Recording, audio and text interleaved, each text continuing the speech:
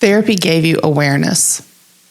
It helped you name your wounds. It helped you identify your patterns and understand your triggers. And that is powerful. It's necessary. But here's what therapy and most therapists can't tell you. Awareness is not the same as transformation. You don't need more understanding. You don't need to dig up more childhood wounds.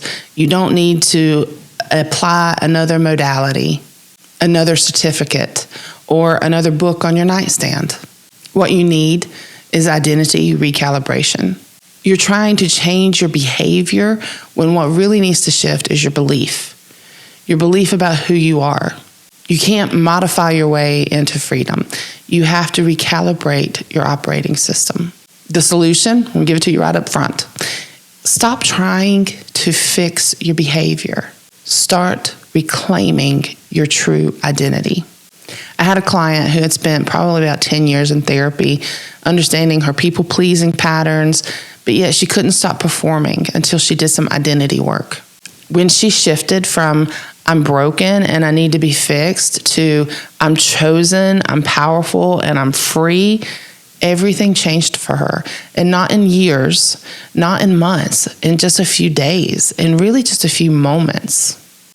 Therapy is designed to help you manage your symptoms. It teaches you coping strategies.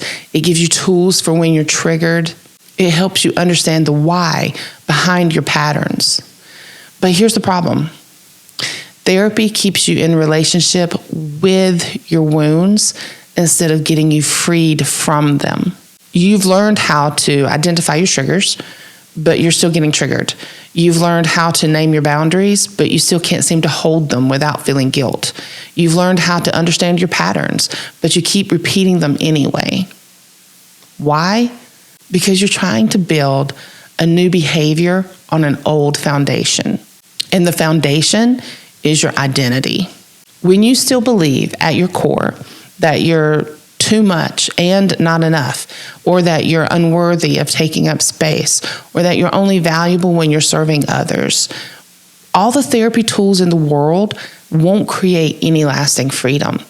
You'll white knuckle your way through setting boundaries, but your nervous system will still collapse in shame afterwards. You can't outperform or outbehave an identity wound. Here's what most therapy misses. You're not just a psychological being with patterns that need to be managed. You are a spiritual being with a true identity that's been buried under lies. Therapy says you have low self-esteem because of your childhood, but identity says you have forgotten who you are. Therapy says, let's work on your self-esteem, let's work on your self-worth, but identity says you are worthy. You just don't believe it yet. You see the difference? Therapy tries to build something new, but identity uncovers what's already true. You're not building self-confidence from scratch. You're actually reclaiming the power that's always been there. It's always been yours. You're not creating worth. You're remembering that you are already worthy. You're remembering you were never without it. And the piece that changes everything is when you anchor into your spiritual identity of chosen, beloved, powerful, free, your behavior then starts to follow automatically. You don't have to force boundaries when you know you're worthy of protection. You don't have to practice self-advocacy when you believe that you deserve to be heard. You don't have to manage your people-pleasing when you're rooted in who you are instead of who you think that others need you to be. Now, I'm not against therapy. I think therapy is great. I think it's necessary in a lot of ways. I have a degree in psychology and I love it. And I see all these practical applications that therapy can provide. So I'm not anti-therapy. Don't hear what I'm not saying. But it leaves you wanting. If you've done any kind of therapy, you can probably agree. But I want to give you a practical application.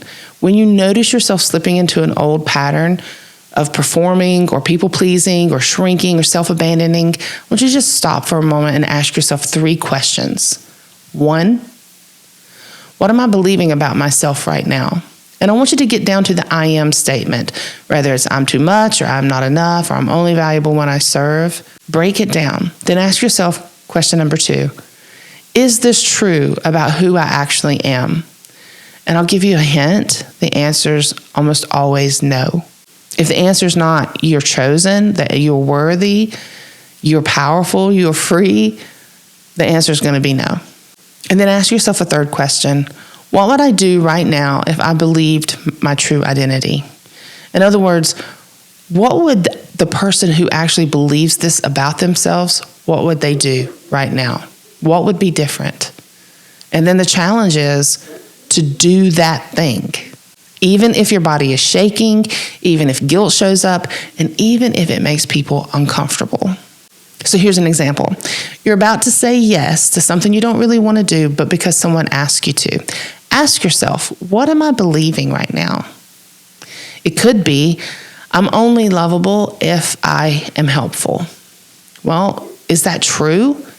No.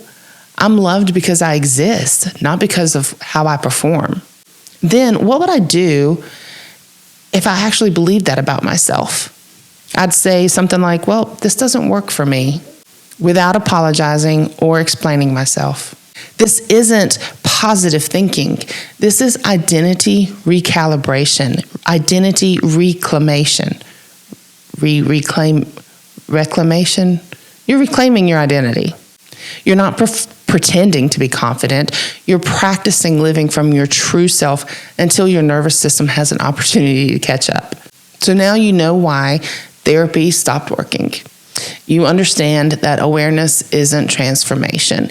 You have a tool now that you can use right now, today, to start recalibrating. But let's talk about what makes lasting change. Number one, you need to stop managing systems and start addressing the root. The root isn't your childhood trauma. It isn't your anxiety or the people pleasing or perfectionism. These are all symptoms. Now, granted, the root was planted and all these things reinforced it. It gave it fuel for the fire, if you will. But the root is actually your false identity that you have been operating from. It's the lie that says you're not enough, or that you're too much, or you're only valuable when you perform. When you dig down to that level and you actually start doing the identity work, that's when everything shifts. Number two, you need to move from information to implementation. You know enough, you've read enough books, you've listened to enough podcasts. What you need now is to actually practice living from your true identity until it becomes your new normal. And that takes repetition. That takes intentionality. That takes showing up for yourself even when it's uncomfortable or inconvenient. And number three, you need space to do this work. You can't recalibrate your identity in the margins of your life. You can't squeeze transformation into the 10 minutes between dropping the kids off to school and then opening your laptop. This work, it actually requires you to carve out some space. It requires you to get quiet, to get honest, and let God show you who you actually are. The truth is, you're not broken, and you never were. You've just been operating from a distorted identity for so long that you've forgotten who you actually are. And therapy, as helpful as it has been, it cannot give you back what you never lost. Only the one who created you can remind you of your worth, your true value, and your true power. You remember the movie The Lion King? When Simba was out in the wilderness, he was with Timon and Pumbaa, but he was living this life, and it was just a false life. And then Rafiki shows up and tells him to look, right? And it's Mufasa who comes and says, "You have forgotten who you are." And Simba's like, "No, I haven't forgotten who I am." He's like, "You're the one true king, the heir of Pride Rock. You are my son. You have forgotten who you are." Now, Timon and Pumbaa could have told him that maybe, or maybe even Rafiki could have told him that. But it was Mufasa that moved the needle. It was Mufasa who told Simba, "You have forgotten who you are." That is what moved it for him. That is what transformed him from being this loner lion out in the wilderness to going back to Pride Rock and taking his place as the one true king.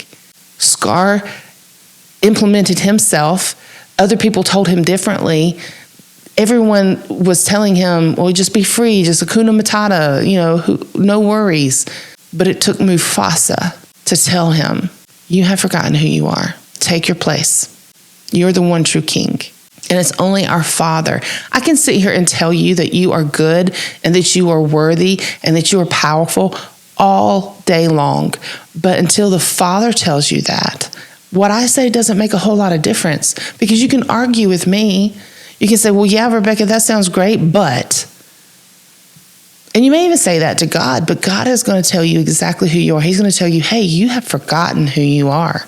So take your place as my daughter. Take your place as my heir. Remember who you are. Only the one who created you can remind you of your true worth, your true value, and your true power. So the question isn't, why isn't therapy working anymore? The question is, am I ready to step into who I've always been? You've done the therapy, you've read the books, you've done so much work. And I want to tell you right now, that work wasn't wasted. It's what got you here. It got you to the edge of something deeper, something freer, something more, a life abundant, not just existing, not just managing. You're on the cusp of greatness. And now it's time to do the work that actually transforms. The work that doesn't just make you aware of who you are, but it helps you become her. And you may be thinking, well, Rebecca, I don't have time. My day is full. I am running from the moment my feet hit the ground until I lay my head on my pillow at night. But if we can be really honest, and I'll be honest with you. Can I be transparent? I'm the world's worst at saying, I don't have time. I don't have time. When reality is, when I take a good hard look, I just don't manage my time well. If you look at your life, how many times have you sat on the toilet an extra 10 or 20 minutes playing a game on your phone? How many of you carved out time this past week to watch the first 4 episodes of Stranger Things Season 5? How many times have you made time for something that was a priority for you? It's not that we don't have time. We make time for the things that are important to us. So if stepping into your true identity, stepping into who you were called to be, stepping into freedom, if that is a priority for you, I challenge you to find the time. And I know you're busy. We're all busy. But I know I don't manage my time well. Are you managing yours? And you may say, I do manage my time well. I work hard. I'm in ministry. I do this or I do. I have 2 small children at home all day long, 24/7. I don't feel like I ever get a break. I challenge you to think of a time during the day where you could carve out 10 or 15, 20 minutes. Make this a priority. Because if you don't, here's the thing. If you don't make this a priority, you are going to continue the hamster wheel. Nothing's going to change. Nothing is going to be different. In order to get something different, you have to do something different. If you want this, you have to make it a priority and you have to carve out some space. And I know that sounds really harsh and I'm giving you some tough love, but I'm giving myself some tough love too. Because I say I don't have time all the time. That's probably my number one thing. I just don't have time for that. I don't have time for that. But if I really take a good hard look at my life, I make time for the things that are a priority. My problem is I have my priorities all wrong. What are your priorities? This work is not about becoming more aware. It's about becoming who you're supposed to be. If this episode gave you any value at all, share it with a friend who needs to hear it. Like, comment, subscribe. I hope you have a great week, and I'll see you next time.